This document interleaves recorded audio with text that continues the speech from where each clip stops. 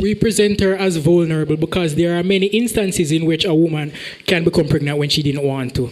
Failed contraception, rape, incest, but even in a case where it was merely an accident, she's vulnerable because her entire future is dependent on this pregnancy that she doesn't want and you're forcing her to keep.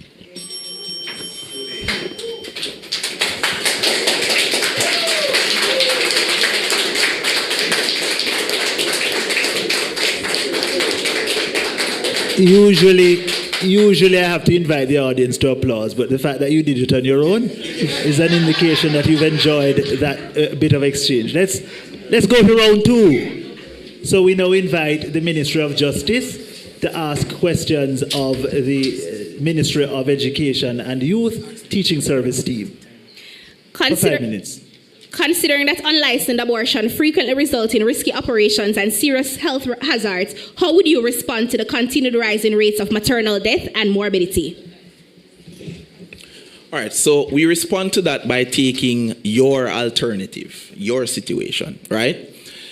The point that the second opposition mentioned is that the option of choice for abortion right now is a clandestine one, going to the pharmacy and taking a pill. We contend that when legalized, it's not going to change the fact that they are going to opt for this approach largely to avoid the stigma from the public. So in the end, what is going to happen is that the issue you are presenting is going to continue. In fact, we contend that it's going to worsen. If you have 10 people in hospitals with the issue now, when legalized, it's likely going to jump up to probably hundreds, maybe thousands. So your alternative doesn't fix the issue that you're presenting. How do you react to research indicating that a mother may have serious mental health issues as a result of being forced to bring to term an undesired pregnancy? Again, I'm going to take the same approach. There is far more evidence to suggest that there is tremendous psychological and mental stress when abortions occur. Abortions naturally create psychological pressures upon the woman that in the status quo does not exist. But when abortions become legalized, then there is a greater number, as the second opposition argued, that increase the volume, you increase the risk. There will naturally be more women suffering from psychological trauma as a result of abortion. So it's upon you to have shown us where it is better with the case of abortion and there's less psychological trauma. Let me ask another question. That's the signal that the response time had ended. How do you solve the financial and social strains unintended pregnancies can have on families, women, and society at large? You seem to be arguing that abortion is the only solution to all of these issues when you present alternatives that are cheaper, much more accessible, safer, and in their period of window. In the window. Period. And you pretend as if abortion is the only solution. The morning after don't exist anymore. All of these things magically have disappeared, and so abortion becomes the only solution. This magic wand. I don't know where you get this idea from. Considering international health organizations such as PAHO and WHO encourage access to legal and safe abortions, what is the justification for continuing to ignore medical policy advice on the issue and sustaining a status quo where illegal and unsafe abortions are the norm? So I don't think you understand what we've been saying. Unsafe abortions exist with the drug that they take in pharmacy. The data suggests that the use of the pharmaceutical or clandestine approach is the most unsafe one, but the popular approach for people who want abortion, especially in Jamaica. So your situation is not going to solve the existence of that. In fact, what we contend is because of the cultural entrenchment of this disagreement for self-autonomous abortion, then women are likely to hide and take it, opting for the least safe. Are you aware that medical abortions are actually performed by the use of pills such as mifepristone and cytotec, which are actually how the state induces abortions in cases of serious risk to the mother's health? Therefore, you are saying that the women are using it incorrectly. But if you follow our policy, a doctor will supervise it, and so they will no longer be unsafe. All right, thank you. Let me go slower. Firstly, everything you just said is a pill. what we argued and presented is evidence that this pill approach is the approach that is least safe. It's the one that is causing the most complications in abortions. All the resolution is doing is making it legal for them to go and access it. So the only difference that your world is presenting is that it's helping people to not hide and take the pill. They can freely walk into the pharmacy now, pay for the pill, and go and take the pill. And the complications still exist. The high unsafe results still exist.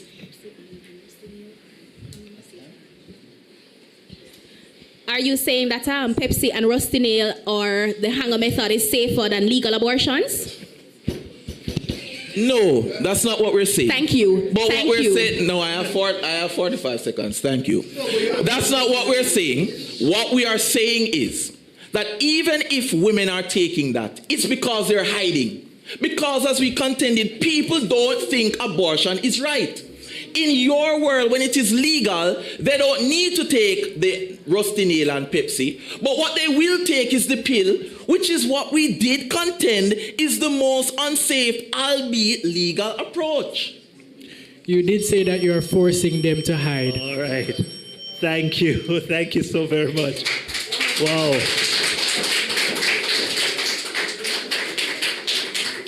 Impressive, impressive. All right, so we're deserving of a 1 minute pause, and we're going to take that 1 minute to get, yeah. I hear somebody say we deserve about 5. Yes. Anyway, so we're going to pause for 1 minute. We're going to pause for 1 minute to allow you to put the finishing touches on your reply speeches, at the end of which we'll resume with the reply speaker. Ladies and gentlemen, thank you. At the end of the 1 minute pause, we'll begin with the reply speaker or resume with the reply speaker from opposition, followed by that from proposition. Your 1 minute begins now.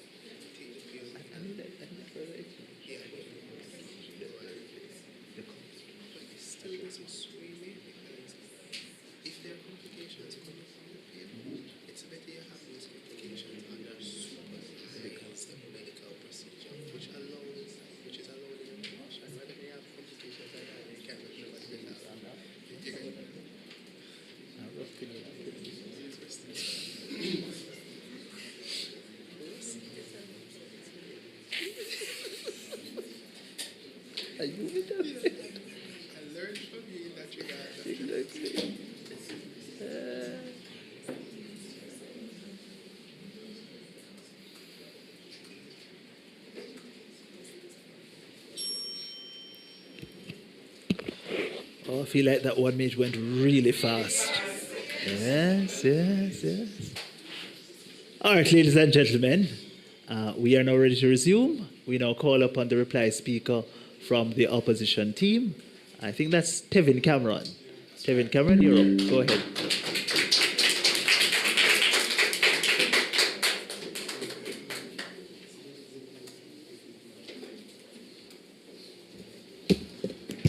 Hot debate, right? Yes, very interactive.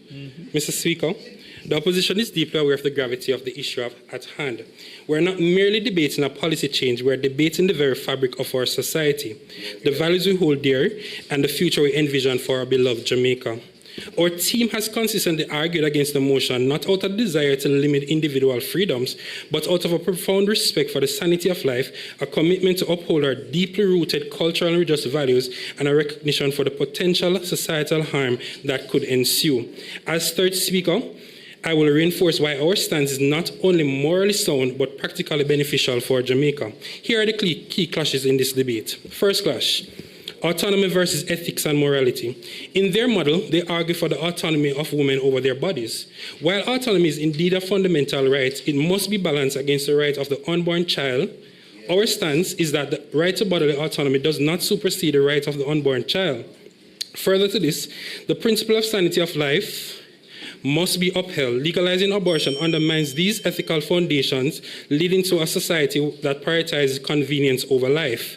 The opposition win this clash because we uphold the sanity of life, arguing that the ethical principles must guide our laws, not be sacrificed for convenience. Preserving the sanity of life is not only a mere legal obligation, but a moral imperative. The second clash that we saw in this debate is women's rights versus the rights of the child.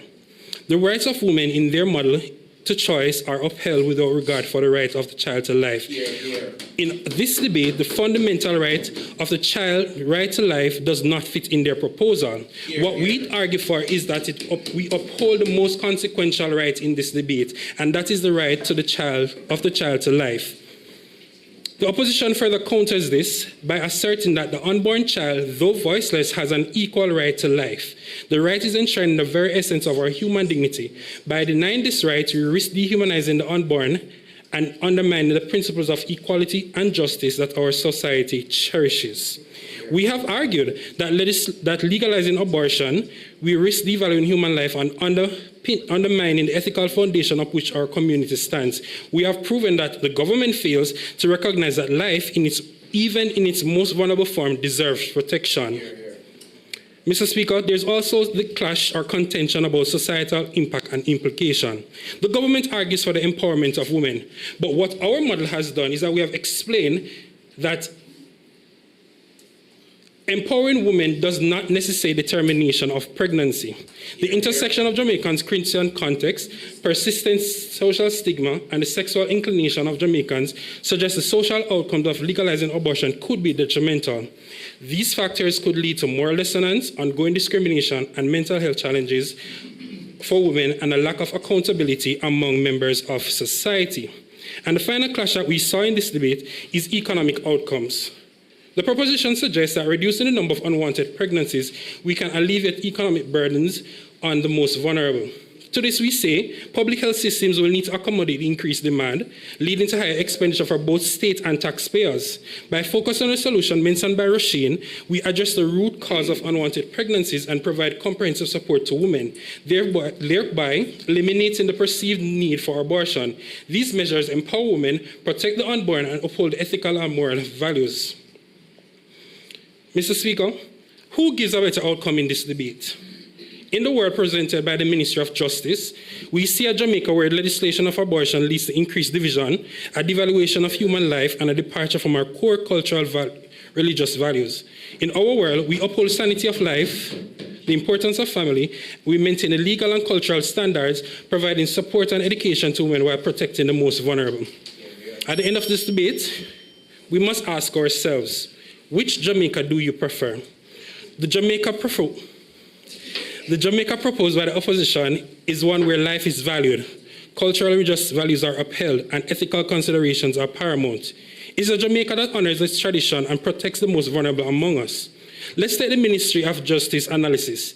They present a Jamaica where personal choice trumps all, where the value of life is negotiable and the cultural and religious values are seen as obstacles. This vision is not only flawed, but a very dangerous way. They have even chose to ignore the will of Jamaican people.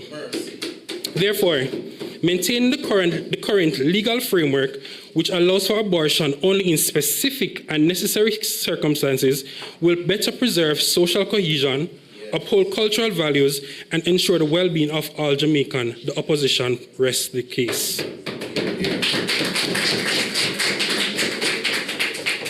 We thank the opposition reply speaker for that presentation. I now call upon the final speaker in our debate from Team Ministry of Justice, the proposition reply. Hear, hear.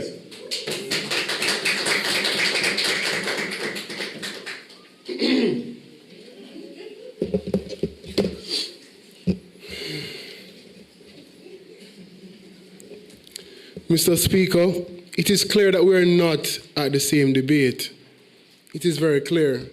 We came here ready to challenge the arguments of the opposition.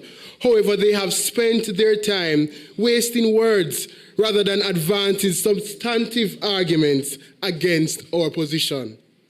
They responded to say we are shaking the cultural fabric of Jamaica. However, this cannot be so, as Jamaica has been making advances in support of women's rights, as demonstrated by Guyana and Barbados, who legalized abortion without any significant shake in their cultural fabric. These countries have shown us that it can work. And all we're saying is that our argument across all two speakers have been, they're doing it, so why not legalize it so they can do it safely? And everything I'll say will come back to this point. They are doing it, so why not legalize it so they can do it safely? We have more women in parliament in history, in the history of our country. We just appointed our first Chief Justice of the Court of Appeal, Miss MacDonald. There could be no better time than now to legalize women's opportunity to make their own choices. They've also argued about self-autonomy. But we said that before an abortion, the woman must consult a doctor. At no point we're advocating for abortion to be on demand. We not say, go and dash your belly now, can you do enough to do? No, that's not what we're saying. We therefore reject this argument that with the necessary safeguards and continue public awareness campaign to educate on the impact of frequent abortion, this will be remedied. The opposition also asked, whose rights trumps whose? They argued for something without legal personhood to trump, but we respond to say that a viable pregnancy is not the same as the viability to life. At 16 weeks, the pregnancy is viable, not a life. That's what it comes out. The WHO accepts that viability of the fetus is at 24 weeks. Hope you did the research, members. Our argument is better because we have facilitated a cutoff time 8 weeks in advance. Moreover, I will ask you, whose rights and health would you prioritize? The health of a living, autonomous individual, the woman, over the potential life of a fetus? They have also argued that 60% of Jamaican population is Christian or religious, and not all Christians reject abortion. In our current parliament, the women of our government and the opposition are both calling for the legalization of abortion. This shows that there's a cultural shift, yes, and further confirms that we will not disrupt the social nor cultural fabric. Let us not be fooled. This opposition would want you to believe that Jamaicans are here just having sex just to procreate. And when it goes wrong, abortion is there. People are having sex just because they want to have sex. And at the end of the day, in your so-called, let me not go there. Stick to the script, mighty. They're having sex for pleasure. And things happen, indeed. Things do happen. And they are having botched abortion. What we're suggesting is that we ought to legalize abortion so that those who choose will have the option to choose it. They have argued that there are safety concerns about legalizing abortion, but we reject this argument. We have argued that it is safer for an abortion to be done by an approved medical practitioner than on the black market, which is what currently obtains. Furthermore, medical abortions is not facilitated over the counter. You just not go and say, give me one pill, me a dash or something. You would have to consult a medical practitioner who will then advise which method, if it's the pill or the surgery, is best for the individual and taking into consideration their medical health condition. We then have argued the stronger point. The opposition would have said that women will suffer mental illness. However, 50 years of psychological research from the American Psychological Association says no women suffer mental illness by getting an abortion. They do, however, suffer when denied access to legal and safe abortions. Furthermore, as noted above, counseling will be provided before and after, 24 hours before and up to a month after, based on the policy that we would have suggested. In conclusion, legalizing abortion in Jamaica is a necessary step towards ensuring gender equity, improving public health, and creating a more compassionate society. It respects women's autonomy, provides safe alternatives, and addresses the realities of special cases and systematic inadequacies. Judges, I urge you, we've heard both sides of the debate. Make your choice clear. Support team proposition. Thank you very much for that speech, Proposition Whip Speaker. And now, ladies and gentlemen, I turn over to Aniki to dismiss us.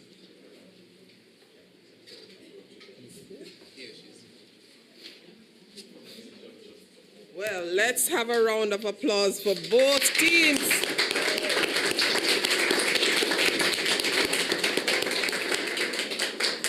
At one point, I thought we had to turn down the temperature in the room. Things had gotten so hot, but I certainly enjoyed the debate. Well done, teams. At this point, the judges will deliberate. I don't know for how long.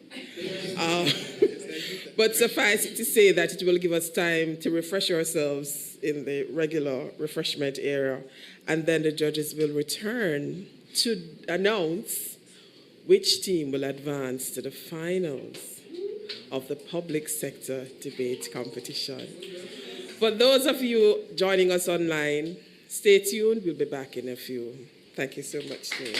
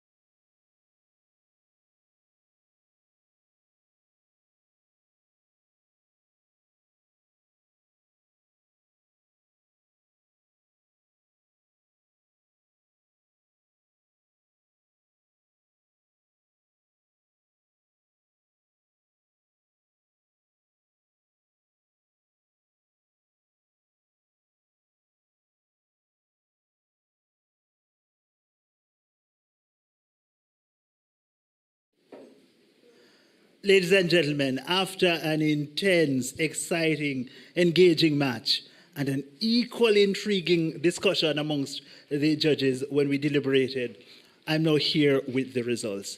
But before I do so, please give the team a round of applause.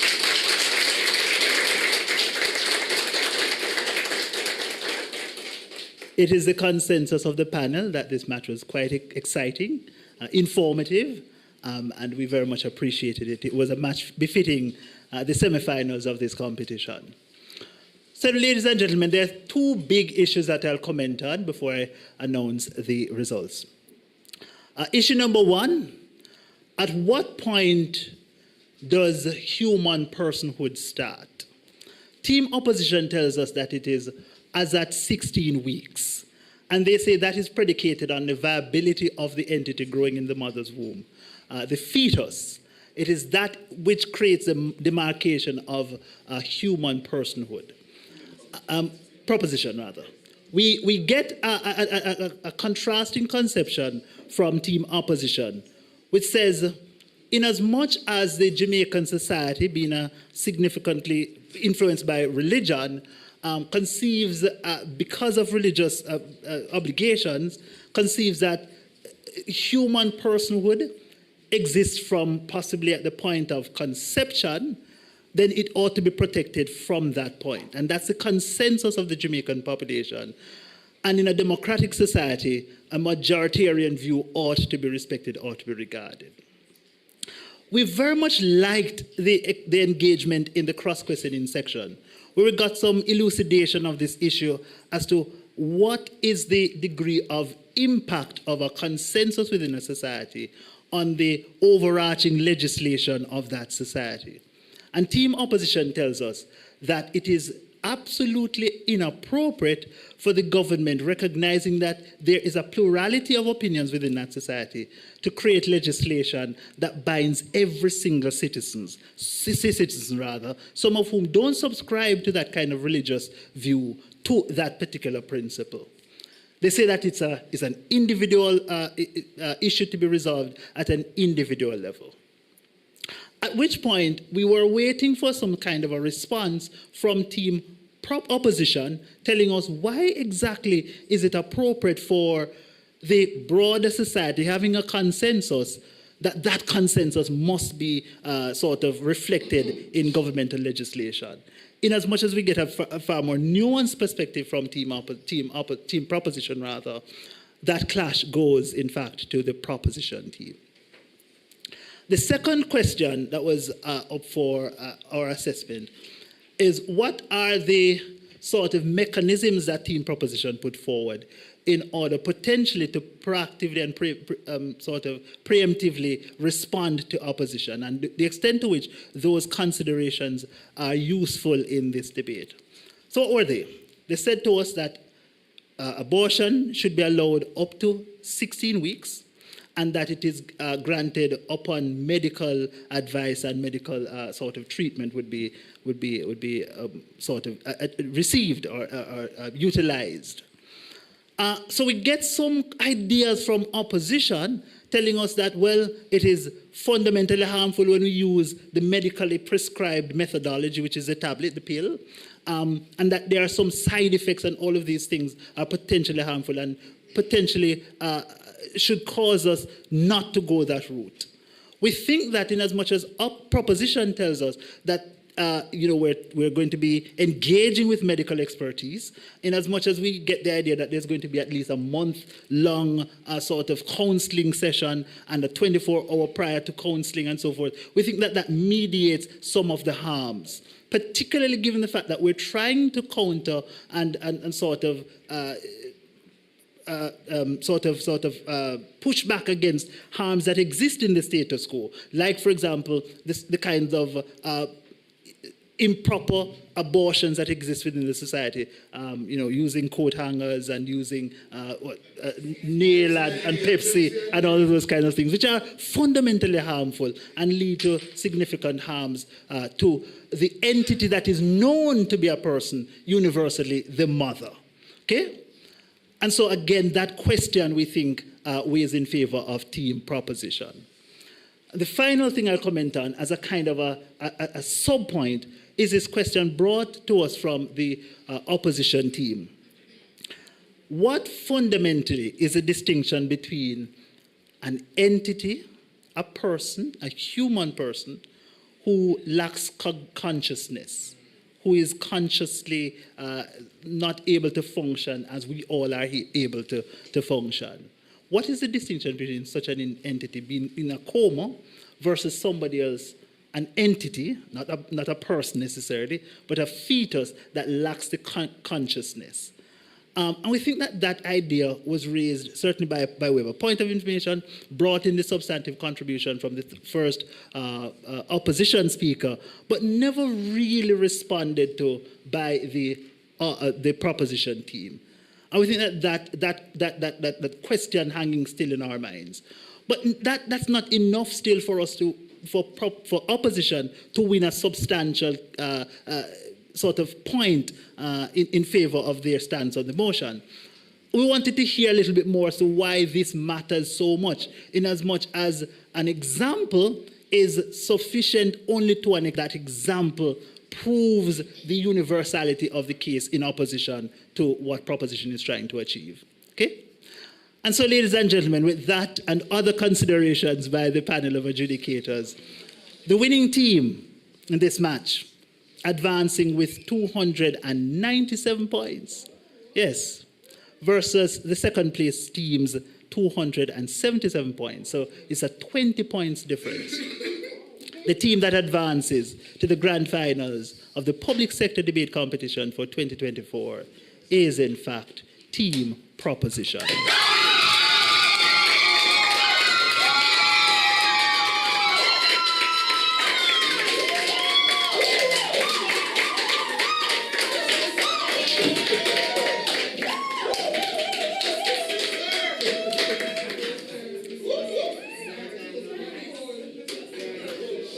We labored over who the best speaker is for this match. It's a split decision. The best speaker is a speaker from the winning team, that being the first speaker.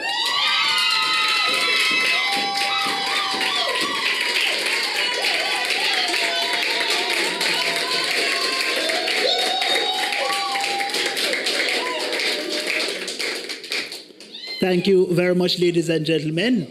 And we look forward to having you for the second semifinals in this competition to determine the second team to advance to the grand finals. Thank you.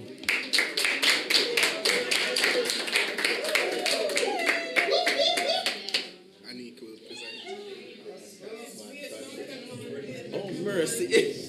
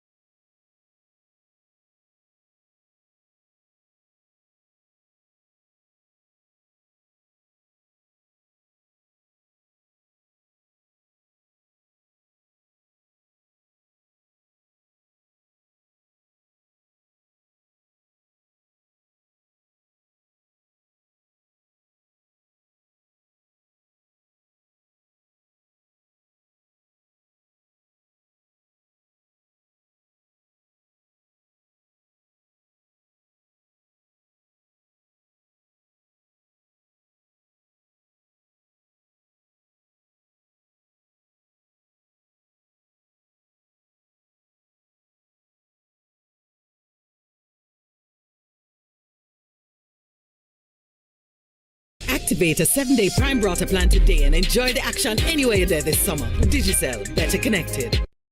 You don't understand what's